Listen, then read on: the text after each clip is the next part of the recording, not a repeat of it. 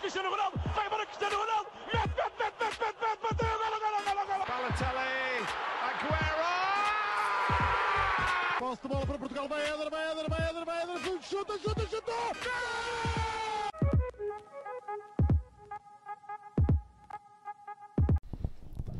Olá, sejam muito bem-vindos a mais um episódio do podcast do Spanenka. O meu nome é João Blanco, estou na companhia do habitual Miguel Rocha.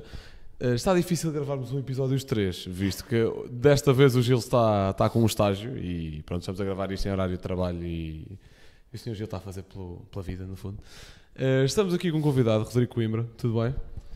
Antes de mais, muito obrigado pelo convite, é um gosto estar aqui com vocês. Já acompanho o vosso projeto há algum tempo e assim que me contactaram respondi afirmativamente, porque de facto é algo com que também me identifico, com essa vossa paixão por este desporto que é o futebol.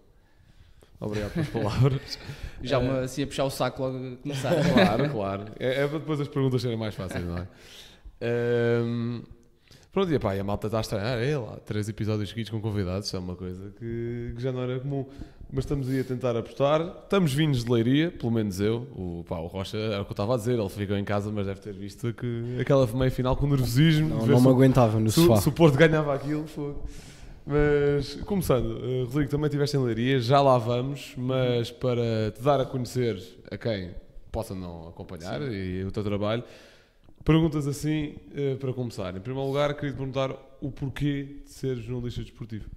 Sim, olha, sempre fui uma pessoa muito, muito curiosa e lembro-me perfeitamente que foi sempre a minha grande paixão. Na altura não sabia bem se queria enverdar pela área do desporto ou a política, eram as duas minhas grandes paixões na altura. Sentes que vais fazer falta no dia 10 de março ou não? Não. Depois com o tempo fui ganhando alguma noção do que é a política e do que é o futebol, não é? E acho que estou bem, escolhi bem. Aliás, no fundo o desporto é que acaba também por me escolher, porque pronto, foi ali um conjunto de fatores que me levou a entrar para este meio.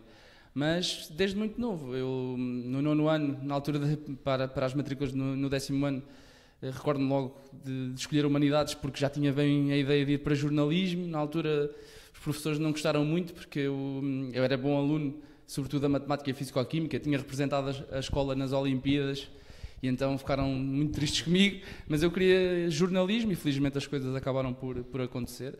Fui para a faculdade, tirei o curso de jornalismo em Coimbra e depois abriu-se a possibilidade de entrar para o meio. Rodrigo Coimbra tirou o curso de jornalismo em Coimbra. É verdade. Bonita cidade. Queria te perguntar, qual o melhor aspecto da profissão? Olha, o melhor aspecto da profissão é teres a oportunidade de privar constantemente com os grandes protagonistas. Eu ouvia muitas histórias do meu pai sobre a sua paixão pelo futebol e assim, eu sou natural de Santa Combadão e, portanto, bem distante dos grandes centros, seja Porto e Lisboa, e, portanto, não eram muitas as oportunidades que nós tínhamos para ver futebol de alto nível, por assim dizer, mas lembro-me dele contar inúmeras histórias e depois ter a possibilidade de falar com os protagonistas e também alguns protagonistas da época do meu pai. Lembro-me perfeitamente de falar, por exemplo, com o Mr. Tony, António Oliveira, um grande personagem e uma pessoa muito, muito, muito boa do nosso desporto. E lembro-me de, na altura, estar a entrevistá-lo e lembrar-me das histórias que o meu pai me contava. E isso, para mim, é a parte melhor da profissão. Criar essas ligações, dar voz aos protagonistas, sobretudo aqueles que, não só da Primeira Liga, mas da Segunda, da Terceira e da Quarta, que nem tantas vezes têm a visibilidade que merecem. E essa, para mim, é sem dúvida mais importante. Portanto, já escreveste um pouco da parte boa, queria perguntar pela parte má. Qual é que é a maior dificuldade da profissão? Sim, olha, a parte mais difícil é talvez a questão dos horários e a parte da família, por vezes é complicado. Perdemos muitos almoços, muitos jantares, muitos momentos importantes de família. Eu perdi muitos na questão, por exemplo, dos meus sobrinhos. Tenho 2 sobrinhos e infelizmente tive que perder alguns aniversários deles numa parte muito importante da vida que é a infância. Isso custou-me sempre um bocado e acompanhando ao longe, mas lá está, volta e meia sentia, bem, o que é que eu ando a fazer, será que isto realmente vale a pena? E eu sou uma pessoa que dou muito valor a isso, à família, mas se tivesse que apontar, é isso. Se pudesse haver jogos assim no horário dito normal, ou tudo o que seja ligado a esta área num horário dito normal, que não é fácil. Eu trabalhei muitas vezes das 3 da tarde à meia-noite, portanto andava sempre ao contrário das pessoas. Estavam as pessoas a sair do trabalho às 5 e eu estava a começar o meu trabalho ainda à espera de saber o que é que o meu editor queria que eu fizesse para aquele dia. Mas, no fundo, se me perguntares para colocar tudo numa balança, são mais as coisas positivas. Certo. E o melhor jogo que já cobriste? Olha, felizmente já tive a oportunidade de cobrir bons jogos, mas se tivesse que apontar talvez, é triste dizer isto, mas a verdade é que foi a final da Liga dos Campeões aqui em Lisboa. E é triste porquê? Porque foi uma final da Liga dos Campeões, um jogo que fica marcado. Real Madrid Atlético ou Bayern PSG? Bayern PSG, Okay. Ou seja, em altura de pandemia, não era para ser em Lisboa, como vocês sabem, né? Mudou o local para cá. Foi um momento marcante, lá está, é uma final de uma Liga dos Campeões, é aquilo que nós mais gostamos e um dia sonhamos fazer, mas depois triste porque não havia adeptos e foi assim uma final um pouco agridoce, mas além desse já tive a possibilidade também de estar num Europeu Sub-21, também um momento triste em que Portugal perde a final para a Alemanha, na Eslovénia, também já tive a possibilidade de ir fazer um Europeu Feminino, também 3 jogos na fase de grupos de Portugal que também estão gravados na memória. Sim, são vários, são muitos jogos que felizmente tive a possibilidade de fazer em estádio, mas pronto, diria esses pelo impacto de serem finais ou de grandes competições, mas com esse sabor um bocado agridoce pela questão da Covid e de não haver adeptos. Ok, agora abrindo aqui também um bocadinho a discussão, passando para a Taça da Liga, por falar em jogos que cobriste, lá está. Vamos para a ordem cronológica, começando pelo Sporting Braga e começando por ti, Rodrigo. Queria te perguntar o que é que achaste do jogo, se achas que há mais de mérito do Sporting ou mérito do Braga e se te surpreendeu. Sim, olha, surpreendeu-me acima de tudo a capacidade que o Sporting Clube Braga teve para aguentar em muitos momentos do jogo a forte presença ofensiva da equipa do Sporting. Apostou claramente mais no seu setor defensivo. O Vítor Carvalho muitas vezes andou ali a juntar-se ao Paulo Oliveira e ao José Fonte, formando ali uma linha de 6. Houve momentos em que o Braga defendeu com 7 elementos na sua última linha e depois ainda um meio-campo muito compacto também. O Sporting parece-me claramente que pecou ali um pouco na definição. Também teve algum azar, porque várias bolas ao poste. Recordo-me daquela do Pedro Gonçalves e depois também do Nuno Santos, acho que não estão em erro. Portanto, o Sporting carregou muito, criou muitas oportunidades. Infelizmente para eles não conseguiram marcar e o Braga, quando teve a sua oportunidade, conseguiu fazer. E lá está, como dizia lá com o meu colega, em que fizemos a cobertura do jogo, se me perguntaste se foi justo ou não, para mim é sempre justo. A equipa do Braga marcou um golo, o Sporting não marcou nenhum. Apesar do maior domínio, para mim o Braga acabou por ser um justo vencedor, porque também há que dar mérito pela forma como conseguiu chegar à vantagem e depois defender também. Rocha, o que é que achaste do jogo? Sim, eu acho que este é o ponto essencial. Claramente que para mim o Sporting teve por cima, mas o mérito tem de ser todo do Braga pela forma como lá está, foi sólido a defender. Nos momentos em que teve para atacar, soube definir, que foi o que faltou mais ao Sporting. E portanto também tenho de dizer que acaba por ser justo nesse sentido, em que nas fases do jogo em que foram postos à prova, cumpriram. Isso acaba por ser também o que cada clube faz ou tem como objetivo fazer em todos os jogos que disputa. O Braga sabe as diferenças que tem para o Sporting, sabe no que é que o Sporting é melhor e a partir daí faz o seu jogo e tenta sair lá, não com os 3 pontos, mas com a vitória para chegar à final. E também, obviamente, isso ajuda, sendo uma eliminatória, não sendo um jogo de campeonato. Aí acredito que se calhar a abordagem ao jogo teria sido diferente por parte do Braga. Sendo uma eliminatória, a única coisa que interessa é passar. E portanto, são aqueles 90 minutos em que tudo interessa e o Braga apostou tudo e deu certo para lá deles. Eu concordo com quase tudo o que disseste, exceto na parte de o Braga foi sólido a defender. Não, eu acho que o Sporting foi sólido a falhar. Eu acho que há muito... É mais no sentido que o Braga dificultou o Sporting a definir. Eu também não consigo concordar com isso. Ou seja, eu acho que o Braga anulou o Gyökeres, e mérito por isso, especialmente fazendo isso com Fonte e Paulo Oliveira, que não são propriamente mestres da velocidade. Portanto, mérito nesse sentido. Agora, anulou um do trio de ataque do Sporting, e sendo que os alas do Sporting também atacam muito, tirando se for o jogar à direita. Mas acabando por ser o mais perigoso também neste Certo. momento. Eu Concordo. Diria que anulou 70, 80%. Exato. Que o Mas Gyökeres ainda na minha opinião, representa isso. E se tu vires, muitas das oportunidades do Sporting foram de lances de meia distância, por exemplo, o remate do Pote, o próprio Nuno Santos acaba... Ou seja, houve muita dificuldade para fazer ali ataque organizado. 1, 2 passos, 3, depois à mínima oportunidade tentavam o remate. Agora, eu percebo que seja difícil. Uma linha de 6, às vezes 7 jogadores, não é fácil encontrar ali o buraco da agulha. E portanto, ok, houve de mérito, mas também houve mérito. Eu acho que temos que dar mérito também ao Braga. Se é aquilo que nós mais gostamos de ver, se calhar não é. Não, eu dou mérito ao Braga. Eu não acho que o mérito está muito no setor defensivo. Eu acho que o Moutinho faz um jogo fenomenal, por exemplo. Sim, sem dúvida. Importantíssimo a gerir os tempos do Braga com bola. Eu acho é que o Sporting, em ataque organizado, nem teve assim tanta dificuldade. O Sporting até tinha alguma facilidade em invadir a área do Braga. Depois, só se a oportunidade era de qualidade ou se a definição era boa ou não, já é diferente, e acho que isso não foi. Agora, o Quaresma tem um lance em que passa por toda a gente com a maior das facilidades. Depois, lá está, não define bem. Também não íamos pedir a um central que mandasse uma bujada ao ângulo. O Pote tem, na segunda parte, também uma ocasião dentro da área que falha a baliza. O Nuno Santos e o Pote têm os dois essas tais ocasiões de longe, mas o Nuno Santos tem outra também dentro da área que decide cruzar para o palco onde eu estava. Acho que não houve tanto mérito defensivo nesse sentido. Agora, mérito do Braga pela eficácia, obviamente. A jogada do gol do Abel Ruiz é muito boa. Também de mérito do jogar que fica só a ver a marcação. Mas acho que até o jogo do Braga com o Estoril é melhor e mais sólido do que o jogo com o Sporting. Mas fizeste uma cara, queres rebater? Assim, eu gostei muito dos dois jogos das meias finais. Na final ficou assim um bocado a saber a pouco, sobretudo a segunda parte.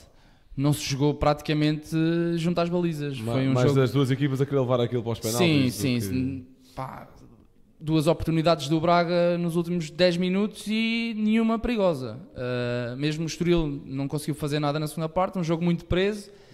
E assim, sinceramente, ficou um pouco a desejar aquela final. E uma primeira parte até bem disputada, com algumas oportunidades. Mas gostei muito mais do jogo com o Braga contra o Sporting. Lá está. Porque... Eu também gostei mais em termos de jogo. Sim. Acho que o Braga cumpriu melhor o seu papel na final. É isso que eu estou a tentar dizer. Mas já lá vamos também. Sim, claro. Passando para o Benfica Estoril, que devia ter sido um Benfica-Porto, na tua opinião, não é? Queria começar por ti, Rocha. O que é que achaste do jogo? Se viste esta exibição do Estoril com tanta surpresa, visto que o Estoril contra o Porto este ano estava-se a ativar, exceto no último confronto, que aí o Porto já ganhou. Queria te perguntar o que é que achaste. Sim, primeiro não devia ter sido o Porto, porque realmente o Estoril foi superior quando jogou na fase de representação da Liga. E o Estoril, lá está, acaba por ser uma equipa, antes da goleada contra o Porto, tinha-nos ganho 2 vezes já esta época, que acabou por ser algo bastante surpreendente para o que o Estoril vinha a fazer, enquanto o Vasco Seabra ainda não tinha chegado, estavam em último lugar, ou penúltimo, não tinham passado muito daí. E portanto, principalmente a primeira vitória na época foi bastante surpreendente. Depois, para a Taça da Liga, lá está, pareceu uma competição em que o Estoril claramente estava a apostar. Não fazia qualquer tipo de rotatividade, mesmo tendo o Porto no grupo, e acabou por dar certo. Chegaram a uma Final Four. Óbvio, só chegar à Final Four já é algo bastante anormal, digamos, para um clube como o Estoril, embora algumas surpresas que tivemos nos últimos anos, o Académico de Viseu, por exemplo, o ano passado. Ainda assim, acho que o Estoril foi para o jogo contra o Benfica da mesma forma que foi para o jogo contra o Porto. Obviamente que sabe que não era uma fase de grupos e que todos os pontos contavam. No entanto, sendo 90 minutos, por um lado não iam arriscar tanto, por outro, assim como o Braga, as oportunidades que tinham de concretizar. E lá está, acho que neste caso, e comparando um pouco com o Sporting Braga, penso que acabou por ser um pouco mais de mérito do Benfica do que mérito do Estoril, embora o Estoril tenha feito tudo bem. Mas acho sempre que com a diferença de qualidade, quando a diferença de qualidade de equipas é maior, o demérito acaba por ser sempre do clube superior. Não sei se me faço entender. Sim, eu Ou percebo. seja, o Sporting e o Braga sendo mais próximos, Tem mais recursos, para mim o Braga acaba por ser mais mérito do Braga, o Benfica e o Estoril sendo mais distantes acaba por ser um pouco mais de mérito do Benfica. No entanto, sem retirar... também aumenta a distância para o mérito do Estoril, ou não? Estás a aumentar a distância entre os clubes. Sim, mas ou seja, se puseres tudo numa escala e diminuires o demérito do Benfica, o Estoril acaba por ter um pouco menos de mérito. Mas lá está, sem retirando o mérito ao Estoril, obviamente. Acho que foi um jogo muito bom, tem grandes individualidades. O Rafik, por exemplo, é o jogador que se destaca mais também pelo 1 para 1. Mas para mim o Rodrigo Gomes, e para a próxima época provavelmente também já vai dar o salto. Não sei se, para mim, acho que não vai ser a jogar no Braga. Acho que o Braga já o chamou, mas vai ser para o vender para o estrangeiro, sinceramente. Acho que podes fazer alguma comparação com o Tiago Santos do Lille. O Tiago acaba por ser um jogador um pouco mais físico, o Rodrigo um bocado mais rápido, embora o Tiago também o seja, mas acho que vão ter esse salto na carreira bastante semelhante. E depois aquele médio que vai para o Sporting, dizem que vai para o Sporting, sim. Exatamente, também faz toda a diferença. Acho que é um jogador que, se for efetivamente para o Sporting, pode ter assim um bocadinho de um descendente na carreira, espero eu. Mas até continuar num clube como o Estoril, embora tenha eliminado do Porto, desejo-lhe tudo bom, porque realmente é um jogador extraordinário. Mas para terminar, acaba por ter um jogo por ter ido às grandes penalidades. Eu sinceramente achava que o Benfica ia ganhar por causa do Turbino só, mas pronto, depois os batedores do Benfica também não sei se foram muito bem escolhidos, sinceramente. Sim, João Neves estava por bater, Tiago Oveia estava por bater. Exato, eu na minha opinião, e apoio isto em todas as estratégias de grandes penalidades, acho que não se deve fazer aquilo de guardar o melhor para o quinto ou para o quarto. O que aconteceu em teoria, não é? O Di Maria foi o quinto a bater. Sim, em teoria, mas acho que mas é isso que eu estou a dizer que não concordo. Sim, eu sei. Acho que os melhores devem ir logo, porque lá está, não só é evitar algum tipo de menor confiança dos que vão bater primeiro, mas também confiar no teu próprio guarda-redes, que é, vamos mandar os 3, 4 melhores primeiro, porque acreditamos que ele, sim, e dá que ele vai conseguir confiança aos que vêm a seguir. Exatamente. Estás a trabalhar sobre penaltis. É isso. Marcados. Mas lá está, grande penalidade é uma lotaria e o Estoril acabou por estar melhor. Certo. Rodrigo, a tua opinião sobre a segunda meia-final? Sim, eu acho que o Estoril, acima de tudo, tinha a vantagem de chegar a esta meia-final e depois, naturalmente, à final, sem a pressão de fazer mais do que aquilo que já tinha feito. Uma época histórica no que diz respeito à Taça da Liga. Pela segunda vez atingiu uma final, a primeira foi em 1944, da Taça de Portugal, portanto, acho que nenhum de nós era nascido. Portanto, já foi há muito tempo, uma época histórica, sobretudo com uma equipa muito jovem, onde se destacam não só 2, 3 jogadores, mas 4, 5. Na final, adorei o Bernardo Vital, na defesa, muito bom. O próprio Dani Figueira não é propriamente muito velho e é suplente do Marcelo Carné no campeonato e faz uma meia-final e uma final muito boa. Tens o Rodrigo Gomes de um lado, tens o Tiago Araújo do outro, o Koba e o Mateus Fernandes no meio. Depois ainda tens o João Marcos na frente, que é outro talento nato, que até foi suplente no primeiro jogo e depois é titular na final. Agora, frente ao Benfica, lá está, um pouco também à semelhança daquilo que aconteceu com o Braga. O Estoril teve de defender muito e aí contou com o Dani Figueira. Ele faz 2, 3 defesas muito boas, inclusive é aquele último remate do Di Maria que vai ao poste. Creio que o Dani ainda toca, portanto... Sim, ele para suplente de campeonato...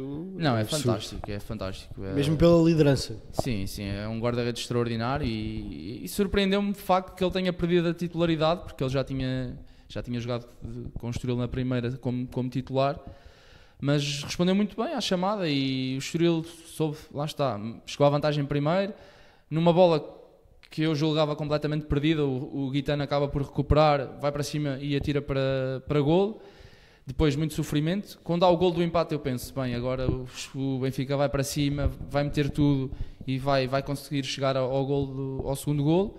Não o conseguiu, também por muito, lá está, também sou da opinião do Rocha aqui, quando há este gap entre as duas equipas, também creio que há mais de mérito do Benfica nesse aspecto, porque facilitou muito ali em zonas de finalização. O Rafa não pode falhar aquela bola que tem em frente ao Dani. O próprio Marcos Leonardo tem ali uma perdida inacreditável também. E depois, lá está, não havendo prolongamento, decisão para grandes penalidades, o Estoril foi mais feliz. Não creio que também exista o fator sorte e nem sou daquela teoria de que é lotaria. Não, há trabalho, uns são mais competentes que outros, o jogador do Benfica acaba por desperdiçar e o Estoril segue em frente. Mérito também para o Estoril, mas mais de mérito, na minha opinião, por parte do Benfica, porque de facto criou muitas oportunidades. Mas tem ali pelo menos dois momentos, creio que é do Di Maria e aquele do Rafa, em frente ao Dani, e não consegue marcar. E isso depois acaba por sair caro, e saiu caro. Já agora, só destacar mais um que me esqueci, o Matheus Fernandes, porque acho que um médio muito combativo, muito físico, acaba por fazer bastantes faltas durante o jogo, mas também são faltas importantes. Nunca ultrapassa aquele limite de o treinador ter de tirar porque achar que vai ser expulso. Não, é um jogador muito físico, grandes recuperações, muito cavalo a levar a bola para a frente, e gostei bastante. Certo. Tocando no vosso ponto dos guarda-redes, também para abordar aqui outro ponto, que é, eu acho que no futebol atual ainda se está muito preso àquela ideia de o titular, o que achamos que é o titular, o que o treinador acha que é o titular, joga na Liga e o suplente joga nas taças. Eu acho que entre os dois guarda-redes que o Estoril tem faria muito sentido Dani Figueira ficar para os jogos ditos grandes e ser banco nos jogos, digamos, com equipas do mesmo nível. Porque é um guarda-redes que com os pés não é fenomenal, cumpre, não é muito por aí, mas entre os postos é mesmo muito bom. E num jogo em que vais estar a levar bolado assim, dá-te mais jeito, é facto. Porque, e isto também vai-se prender com outra coisa que eu também queria dizer, que é, eu também sinto, apesar do Estoril ter muito talento, e eu também já vou destacar alguns deles, como vocês o fizeram, eu sinto que também é por estarem nesta bolha de Final Four e podemos estar aqui numa luta por algo maior, etc. Porque o Estoril há pouco tempo perdeu com o Porto, está bem que à terceira tentativa, é facto, e há muito mérito. Levou 5 do Sporting em Alvalade, ainda há bem pouco tempo. Tinha perdido com o Aroca em casa na véspera de ir para a Leiria. Portanto, também acho que esta bolha de estamos aqui a fazer algo muito especial, também obviamente que aumenta os ânimos de confiança, concentração, e aí os talentos começaram a aparecer mais. E porque, por exemplo, dos jogadores-chave do Estoril, se calhar só Guitana e Matheus Fernandes é que tinham apresentado a mesma regularidade no campeonato que apresentaram na Final Four. Ou Rodrigo Gomes também, se calhar. Sim. Não num nível tão elevado. Até por acaso o Guitana até foi dos poucos que não elevou o seu nível na Final Four. Se calhar até se escondeu mais da final, sendo que para mim é o homem do jogo na segunda meia-final. Enquanto que para mim o Sporting e o Braga foi um jogo desnivelado para o lado do Sporting, o segundo meia-final eu acho que foi um jogo equilibrado, muito equilibrado. Porque a primeira meia hora, 20 minutos é tudo o Estoril, e o Estoril podia estar até a ganhar por mais do que 1-0. O Benfica conseguiu ali muitas oportunidades. O Benfica reastou-se, aí sim começou a criar. O Rodrigo já mencionou aqui algumas das oportunidades. Não conseguiu fazer mais do que o gol do Otamendi, e penaltis foi o que foi. Também não concordo com o que tu estavas a dizer, portanto, guardar os melhores para o fim, numa de, guardá-los para as melhores decisões, pois, se não chegares lá, não te serve de grande coisa. E também pelo que ouvi dizer-se que o Tomás Araújo também bate melhor penaltis do que aquilo. Teve azar, acontece. Também o próprio... Não, isso claro, em relação à escolha em si dos jogadores, ignorando a ordem, nós não estamos nos treinos. Portanto, sim, claro. Não sabemos como é que eles vão. Sim, depois também depende muito da confiança na altura. Claro, e se calhar o Tomás estava muito confiante para marcar e... Pronto, teve essa confiança por parte do treinador, mas chegou lá e efetivamente não conseguiu marcar. Pronto, depende muito, é um conjunto de fatores, né? Porque o melhor marcador pode estar num dia em que não se sente tão confiante e pedir para ficar de fora ou para ser num período diferente. Não sei, sinceramente, lá está, não estamos também nos treinos, não sabemos, eu não sei dizer qual é que é o melhor marcador do Benfica de penaltis, ainda não vi bater toda a gente. Portanto, acredito sempre que quem vai marcar é o melhor. Claro. Mas pronto, em termos de individualidades, destacar quem? Guitane na meia-final, 100%. Mateus Fernandes, Rodrigo Gomes, nomes que vocês já destacaram. Sim, e dizer só que infelizmente o Rodrigo Gomes não pôde jogar a final por estar emprestado pelo Braga, foi uma grande perda. Acho que também fez, pesou um pouco também do lado negativo por parte do Estoril, que não teve essa possibilidade, mas tal como o Vasco Seabra disse, ou era o Rodrigo Gomes ou era o Mateus Fernandes, porque se o Sporting vai à final do Mateus não podia jogar. Portanto, não era um cenário ideal, fosse quem fosse o adversário. Exatamente. E o nome que ainda não falaram, mas que eu até gosto, se calhar não particularmente nesta Final Four, mas é o ponta de lança, é o Cassiano, que marcou na final, mas de penalti, e é válido na mesma que eu saiba. E também conta. Em jogo jogado, acho que não apareceu assim tanto, mas é um jogador que acho que no campeonato até tem sido mais regular do que outros que apareceram mais aqui. Também gostei muito do João Marcos, principalmente na final, e já lá vamos. Acho que foi bastante bom. Passando para a final, também deixando já aqui a minha análise entre Braga e Estoril, acho que para mim, se houvesse um prémio jogador da Final Four, o que não há, eu dava a João Moutinho, completamente. Faz um grande jogo na meia-final e um grande jogo na final. Para mim até melhor do que o Ricardo Horta na final, mas acabou por levar pelo golaço que marcou e também com alguma justiça. Também destacar mais uma vez a dupla de centrais do Braga, que parece que se transformou em Leiria. Qualquer pessoa que tivesse visto o resto da época do Braga dizia que só não estavam mais acima por causa dos centrais, fossem eles quem fosse. Fonte, Nhacate, Paulo Oliveira, o Serdar, todos fizeram porcaria a algum ponto da época, mas o Fonte, o Paulo Oliveira e o Serdar também jogou agora na final. Transformaram-se completamente, pareciam centrais de prémio, aquilo estava mega seguro. Mérito também por isso, conseguiram anular também as individualidades do Estoril, como tinham feito com o Jokeres, só com o Jokeres. E depois lá está, a nível de produção ofensiva, houve mais na primeira parte, Dani Figueira a negar mais uma vez 1 ou 2 golos ao Braga. Segunda parte, aquilo que o Rodrigo já tinha explorado um pouco, ambas as equipas a quererem mais segurar o empate com outra coisa qualquer e ver como é que saíam na lotaria. Correu melhor ao Braga do que ao Estoril, mas ainda assim, na disputa de penaltis, todos muito bem batidos, tirando do Tiago Araújo, obviamente, mas penaltis de muita qualidade. Portanto, viu-se que a malta treinou e estava confiante e não foi... Acho que foi mais mérito quem ganhou do que quem perdeu neste caso. Acho que foi mais por aí. Quanto ao Estoril na final, acho que o melhor jogador na final foi o Mateus Fernandes. Acho que sim. O João Marcos talvez o segundo. 2 que chegaram lá e assumiram. O Guitano teve menos bola e também foi melhor anulado pelo Braga, que notava-se claramente que estavam com mais atenção a ele na marcação. O Rodrigo Gomes não havia ameaça do lado esquerdo, porque lá estava emprestado. Também pecou um bocadinho por causa disso, mas lá está, acho que o Estoril prefere ter o Rodrigo Gomes a época inteira, exceto naquele jogo, do que não o ter nunca e poder jogar com o titular, entre aspas, naquele jogo. Destacar mais uma vez a equipa de Estoril e o trabalho do Vasco Seabra, que apesar de, lá está, se terem, na minha opinião, transformado um pouco em Leiria, que se calhar se fosse um Braga Estoril para o campeonato a coisa corria de outra forma, obviamente qualquer equipa, seja ela qual for, chega a uma final mais motivada e portanto há mérito. Só essa motivação não vai buscar trabalho que não existe, vai reforçar e realçar o trabalho que está a ser feito e por isso também muito mérito. Rodrigo, o que é que já está final? Olha, dizer-te que há muito mérito, claro, do Vasco, pela forma como encara cada adversário e viu-se nas meias e na final. O Estoril é a primeira equipa a chegar à vantagem, na meia-final é por volta do minuto 15, 16 e depois na final é logo aos 5, também 5, 6 minutos.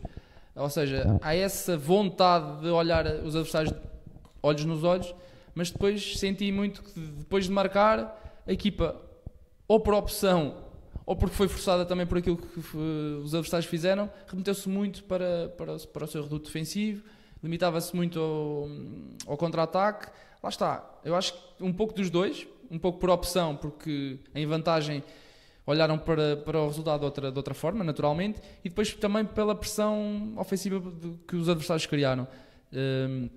Na primeira meia-final o Benfica, de facto, lá está, tem individualidades muito superiores, e conseguiu essa maior propensão ofensiva. E depois na final igual, o Braga também criou, ou seja, empurrou muito, teve mais domínio, o João Moutinho teve imperial no meio campo, absolutamente de acordo, mas na final o Braga na segunda parte foi praticamente inexistente no ponto de vista de criar jogadas de perigo. Não me lembro do Dani Figueira fazer assim uma defesa vistosa na segunda parte, lembro-me perfeitamente a meio da segunda parte ir ver as estatísticas e perceber que o Braga tinha mais de 80% de posse de bola, mas depois aquilo traduzido em oportunidades não dava uma mão cheia de nada. Mas lá está. jogo a penaltis. Eu acho que também o facto de não haver prolongamento também tem influência na forma como as equipas olham para estes jogos, e acabou por se decidir nos penaltis. Houve o Tiago Araújo que falhou, que curiosamente na meia-final vai bater um dos penaltis decisivos do Estoril frente ao Benfica, que era a sua antiga equipa, e que o ano passado foi muito castigado por isso, porque teve um erro, coitado, infeliz, e que acabou por prejudicar o Estoril no jogo contra o Benfica. Foi massacrado nas redes sociais, que até teve que silenciar tudo, e agora ali naquele momento de enorme pressão conseguiu marcar o penalti decisivo. Depois tem a infelicidade de falhar, acontece. Um momento bom, um momento mau, já se sabe como é que é o futebol, mas contas feitas, mérito para o Braga, que ganha o troféu, dá mais um passo na sua afirmação enquanto quarto grande, como quisermos chamar, em Portugal. Tem uma equipa de muita qualidade, mais do que uma equipa, tem várias soluções, ainda que, olhando para a ficha de jogo, olhavas para o banco na final e não tinha assim muitas opções. Por exemplo, não havia um ponta de lança que fosse capaz de estar ao mesmo nível do Abel Ruiz. Aliás, o Abel Ruiz nem é titular, o Braga joga na meia final sem avançado puro, e depois o Abel Ruiz é titular, e no banco não havia assim, havia muitos jovens, mas não havia assim ninguém que fosse capaz de fazer a diferença lá na frente. Mas o Arthur Jorge também a ter muito mérito, e eu acho que o facto de ele ter aquela costela ali de braguista faz toda a diferença, consegue passar outro tipo de coisas que outro treinador talvez não conseguisse. E o Braga tem muita qualidade. O Ricardo Horta é absolutamente extraordinário. Lá está, num lance de bola parada, consegue marcar aquele golaço e pronto. E aí nada a dizer, é só levantar e bater palmas, como se costuma dizer. Certo. Rocha, queria perguntar pela final e também partir para o último tema relacionado com a Taça da Liga, que é o seguinte: é a primeira final que temos sem os ditos grandes, desde aquele Braga Moreirense que falávamos em off, também para a Taça da Liga. Achas que isto implica que o nível médio da Liga está numa fase mais ascendente e que os ditos pequenos, que não são, conseguem fazer mais frente aos grandes, ou achas que é uma exceção? Já lá vou a esse ponto então. Mas quanto à final, eu acho que algo essencial e que dá para comparar um pouco a meia-final e a final é a questão do Estoril ser uma equipa que acho que não se adapta bem a ir atrás do prejuízo. No sentido em que, ou seja, eles sabem isso de antemão quando entram para o jogo. E portanto, a partir do momento em que entram tanto na meia-final como na final a ganhar, é uma posição muito mais confortável. Porque sabem que, mesmo que sofram, como aconteceu em ambos os jogos, têm essa margem com que podem trabalhar. E lá está, e trabalham dentro desse prisma. E depois, obviamente, o demérito de que eu já falei do Benfica na meia-final, e neste caso também quase o relaxar do Braga, principalmente na segunda parte, após ter marcado o golo, acaba por beneficiar o Estoril e o seu estilo de jogo, no sentido em que eu acho que um Benfica em condições normais e um Braga em condições normais, se após o golo do empate em ambos os jogos tivessem ido para cima, poderiam ter resolvido os jogos nos 90 minutos. Não dizendo que o Estoril não joga bem o suficiente para ter chegado a grandes penalidades em ambos os jogos. Simplesmente acho que a diferença entre tanto Estoril e Benfica e Estoril e Braga é superior, é grande o suficiente para que esse ir atrás do resultado tivesse existido, coisa que não existiu, tanto na meia-final como na final. E portanto, acho que o Estoril teve essa sorte do jogo, que não é sorte porque se procura, porque foram eles os primeiros a marcar. No entanto, as circunstâncias acabaram por pesar para o seu lado, e conseguir levar o jogo para as grandes penalidades. Porque lá está, era muito duvidoso que o Estoril fosse atrás do segundo golo, após ter sofrido o golo do empate. Também percebe de que forma é que o jogo está a evoluir, e tendo entrado no jogo praticamente a ganhar, e depois com aquele golo do Ricardo Horta, eles percebem, ok, daqui há duas hipóteses: ou o Braga vem para cima, mesmo por ter sido o último a marcar, ou então vamos aqui aguentar o jogo como nós conseguimos. E eu acho que foi isso que o Estoril acabou por fazer. Obviamente, lá está, também pelo que o Braga não conseguiu fazer neste caso na segunda parte. Quanto à tua pergunta, eu acho que sim, claramente há um aproximar da qualidade de todas as equipas, coisa que não se via nos últimos anos. No entanto, também acho que há um certo desquerer dos três grandes em certas competições, e a Taça da Liga, obviamente, que acho que acaba por ser uma delas. Não só por ser uma competição que acaba a meio da época e, portanto, que pode-se dizer que é bastante concentrada, no sentido em que tens uma fase de grupos com 3 jogos e depois, passada a fase de grupos, uma Final Four de 2 jogos numa semana. Eu digo-te, eu acho que o Sérgio Conceição ficou feliz da vida por ter esta semana para trabalhar, onde teve apenas um jogo para o campeonato, e até se calhar vai conseguir recuperar um ou outro jogador. E portanto, Mas também a forma, ou seja, agora que o Porto já ganhou a Taça da Liga, obviamente que o panorama é diferente, se calhar o ano passado Sim, teria sim, mais sim, importância, mas também é uma forma, digamos, rápida, é um penso rápido, digamos assim, para com uma conquista de ganhar um título não é? na época. E, obviamente não é Sim. isso que, imaginando, que não está a acontecer de momento, imaginando que o Sérgio Conceição estaria no limbo para ficar ou ser Lá despedido está, do Porto, mas essa- não faria a diferença. Mas acho eu. essa eu acho que é a questão. É que os três grandes são menos prováveis do seu treinador estar num limbo desses. Principalmente o Conceição. Acho eu que dos três Sim, grandes sim, acaba sim, por sim, ser sim. o que está menos nessa posição. Agora, para um clube, até como o próprio Braga, o Arthur Jorge, se em 2, 3 épocas não consegue uma Taça de Portugal ou uma Taça da Liga, se calhar acaba por ser despedido. Pô, é diferente. Mas estás a perceber? Em 2, 3 anos, se não consegue uma taça, se calhar o António Salvador já fica ali na dúvida. Agora, Benfica, Sporting e Porto, eu acho que isso já não acontece. Se calhar porque... Depende das outras conquistas, não é? Claro, lá está, mas é isso que eu ia dizer. Em 2, 3 anos, se calhar ganhas um campeonato. E, portanto, a taça já claro, fica não. com muito menos peso. Agora, lá está, num clube, retirando o Braga, mas como o Estoril, como foi o Académico que fizeu o ano passado, como foi o Moreirense há E o não sei Arouca quantos também o anos. ano O passado. Arouca também o ano passado, exatamente. Ou até um Vitória, que ainda não chegou a uma Final Four, acho eu, mas vai a finais de Taça de Portugal. Essas conquistas acho que acabam por fazer mais diferença numa época de uma equipa. E depois, obviamente, que é o peso dado por cada treinador, porque acaba por ser ele a definir a cada competição. Acho que, por exemplo, no caso do Porto, o Conceição obviamente queria ganhar uma Taça Liga por ainda não ter ganho, mas se lhe perguntares que prefere ganhar uma Taça de Portugal ou uma Taça Liga, é Taça de Portugal todos os dias da semana. Sim, claro. E sem dúvida alguma. E portanto, eu acho que isso E acaba até por entre ter Taça peso. Liga e Supertaça, não sei até que ponto. Também, por exemplo. Portanto, eu acho que o peso da competição, sem dúvida, que acaba por evidenciar um pouco mais essas diferenças entre grandes e equipas de meia tabela do campeonato. No entanto, não nego essa aproximação. Acho que sem dúvida está a existir cada vez mais.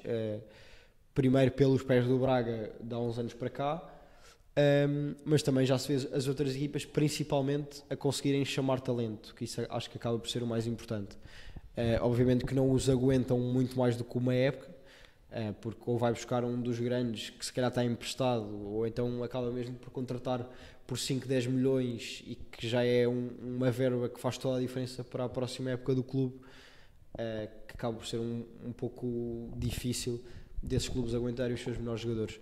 No entanto, eu acho que isso, com a recorrência com que vai cada vez acontecendo mais, vai apagar esse gap que existe entre os três grandes e o resto das equipas. Obviamente que nunca vão chegar ao mesmo nível, possivelmente, também por toda a envolvência de estrutura e capital e etc.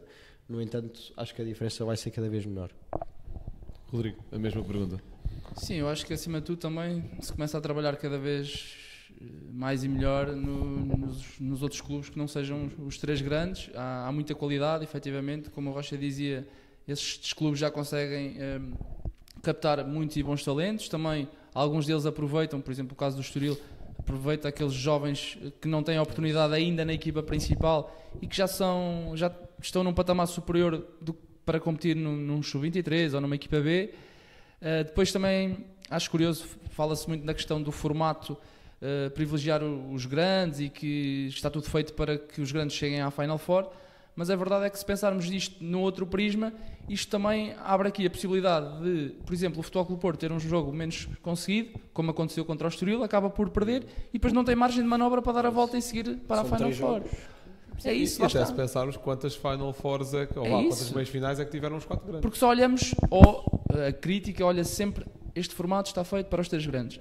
Este formato quer o Benfica, Sporting e Porto na final. Não nego isso, acredito que para a Liga, para a própria Liga, também seria mais interessante, até por aquilo que movimenta, não é? Em termos de adeptos, isso é inegável. Agora, se olharmos para o outro lado, estamos a falar de uma competição que é praticamente a eliminar, grupos de 3 jogos, portanto, a margem de erro é muito, muito reduzida, ao contrário de um campeonato em que 1, 2 e até mesmo 3 jogos mal conseguidos podem ser revertidos posteriormente. Aqui não, o Porto, por exemplo, perde com o Estoril, não tem possibilidade já de dar a volta à situação. E isso acho que também é relevante. E naturalmente aqui estas equipas, apesar de hoje em dia também os treinadores dos grandes dizerem que já valorizam muito mais e que agora toda a gente valoriza esta competição e que toda a gente quer ganhar esta competição, eu acho que ainda assim, para clubes como o Braga, como o Vitória, como o Estoril, como o Aroca, o Académico, é muito mais importante esta competição, porque é um caminho, entre aspas, muito mais facilitado para chegar a uma Final Four e discutir um troféu do que propriamente num campeonato, que é praticamente impossível, para um Aroca, para um Académico, para um Estoril, discutir o título, sejamos realistas, não é? E mesmo na própria Taça de Portugal, que chegas ali a uma fase em que tens 2 jogos. E aí torna-se também complicado. Agora, a Taça da Liga é fase de grupos muito condensada, Final Four, onde tudo pode acontecer, onde se não se decide nos 90 minutos há a possibilidade de penaltis, que também acredito que lá está, e reforço, faz a até diferença. essa opção aumenta a probabilidade de surpresas, não haver prolongamento. Isso.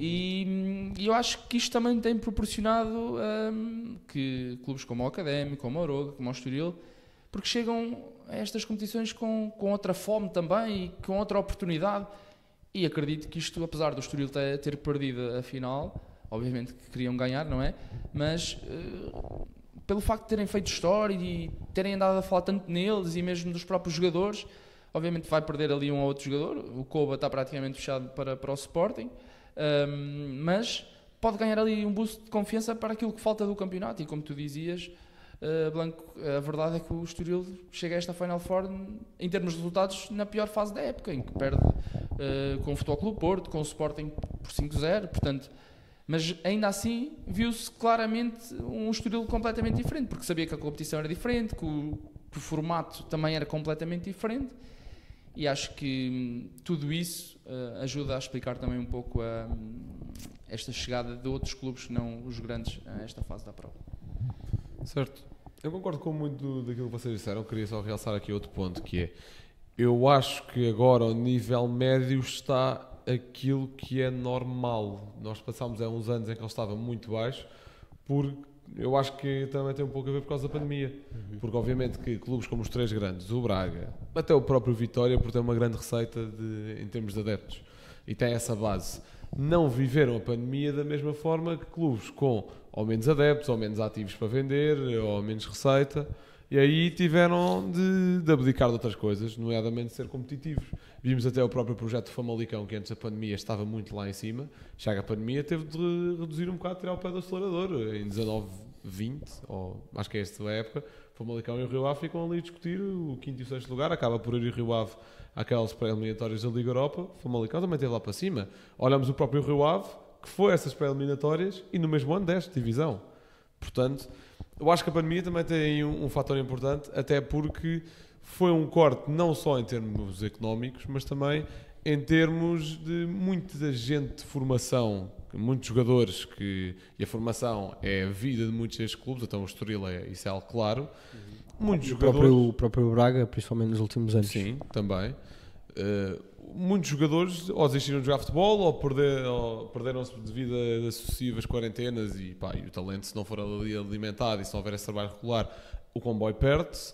Obviamente não aconteceu com toda a gente, mas aconteceu com muitos, e acho que no meio desse processo todo, dessa bolha, os menores foram sendo prejudicados, até porque os 3 grandes tinham condições para um trabalho mais acompanhado em casa, um trabalho mais acompanhado individual, e acho que aí a coisa perdeu-se muito, o que ajuda é que esse nível médio tivesse descido. Acho que agora está a voltar ao normal, que é uma boa rede de scouting, saber vender quando é necessário, saber aproveitar a formação, é isso que os clubes vão fazendo. Obviamente que isto não é regra, também é preciso saber ter uma boa gestão de clube, não cair se calhar em algumas manhas comuns que são ir buscar aquele treinador X, porque já tem muita rotatividade na Primeira Liga. Pois, rotatividade na Primeira Liga sempre a fazer trabalhos medianos, pois, portanto não vai chegar a lado nenhum. Também tem havido agora uma maior resistência a esse tipo de personagens, uma maior aposta em trabalho mais sustentado. O Vasco Seabra, por exemplo, apesar de não ter sido particularmente feliz no Boa Vista, ainda deu para dar 3-0 ao Benfica, mas o trabalho regular não foi nada demais. Teve bons anos no Mafra, por exemplo. Uma pessoa conseguiu olhar para isso, vamos embora, vem. E agora chega a primeira final desde 1944. Exatamente. 80 anos, 79, 80. Portanto, lá está. E o Estoril, que ainda teve a decisão audaz de tirar Álvaro Pacheco a meio da época, algo que nós na altura falámos, e eu disse não concordei, e acho que na altura continuou sem fazer sentido. Obviamente que olhando aos dias de hoje... Deu certo. Deu certo tanto para o Estoril como para o Álvaro, Sim. encontrou um clube onde está perfeitamente identificado, e quem diria, não é? É quase, o Álvaro caiu para cima, não é? Sai de um clube como o Estoril e ainda consegue ir para um clube superior, entre aspas, que luta por outros lugares, não é? Que tem uma massa associativa que já aqui foi falada, das melhores em Portugal, e acaba por chegar lá depois de um período difícil no Estoril e identifica-se perfeitamente no clube. Os jogadores estão perfeitamente identificados com ele, é verdade, perdeu agora na última jornada da Liga frente ao Gil Vicente, mas um trabalho extraordinário. E o Vasco igual, e há outro caso do Rui Borges no Moreirense, que depois de subir, também ele dá o salto, porque o Paulo Alves não continua, dá o salto para a Primeira Liga e está a fazer um trabalho extraordinário no Moreirense. O próprio Daniel Sousa, que passou um período difícil no Gil Vicente, agora em Aroca, está a fazer um trabalho extraordinário. Portanto, há aí N casos e já não se vê tanto aquilo que dizias dos mesmos treinadores, ou seja, aqueles que andavam ali, que já se sabia que a mínima oportunidade de emprego no outro lado que ia ser para eles. Hoje em dia já não se vê tanto isso. Certo. Passando então para as nossas rúbricas, o facto que eu trago é que o Braga disputou a sua terceira decisão nas grandes penalidades numa final, sendo ganhou duas e perdeu uma. Perdeu a primeira, um tal de Sérgio Conceição era o treinador contra o Sporting na final da Taça e perderam os penaltis por 3-1. Depois ganhou ao Porto com o Paulo Fonseca a treinador, não o Porto, o Braga, 4-2, e agora venceu o José Peseiro. 6-5. Pois, o José Peseiro também, Esse, olha, por falar aí, malta que... Rocha, o teu momento cultural? Bem, o meu momento cultural vai para... São duas sugestões, ambas que não têm a ver com o futebol, e ambas na Netflix. A primeira é a Six Nations, de rugby. Basicamente uma competição, eu ainda não vi a série, mas já tive amigos que viram e gostaram bastante, também estão mais por dentro do rugby, mas a Six Nations basicamente é uma competição com clubes do Reino Unido, Escócia, Irlanda, Inglaterra e País de Gales, e depois como convidadas a França e a Itália, e portanto é basicamente uma série sobre essa competição. E depois é a nova temporada de Breakpoint, a série sobre o ténis, ATP, todo o circuito. Essa já varri os episódios todos e... Mas é numa altura em que o Nuno Borges está a fazer aquilo que está a fazer. Sim, exatamente. Essa prestação provavelmente vai aparecer na próxima temporada, espero eu, que também possa ser dado esse protagonismo. Eles habitualmente escolhem um jogador para acompanhar em cada Grand Slam, que são os principais torneios do ano, mas acredito que o Nuno Borges pode aparecer no próximo por essa surpresa. Também hoje saíram os novos rankings e ele subiu 22 posições, que também foi bastante positivo. Pronto, e fechamos assim o episódio. Rodrigo, agradecer-te. Ora, é eu que agradeço, é sempre um gosto. Pelas tuas opiniões e presença, e dar também o meu momento cultural, que é o teu trabalho no Flash Score, e para a malta ir acompanhando também. E pronto, fechamos assim o episódio. Muito obrigado por terem ouvido e até à próxima. Liverpool 3-0. Corner taken quickly. Origi. Está isolado Cristiano Ronaldo, vai embora Cristiano Ronaldo, bateu, golo. Balotelli. Aguero. Posse de bola para Portugal, vai Éder, chuta.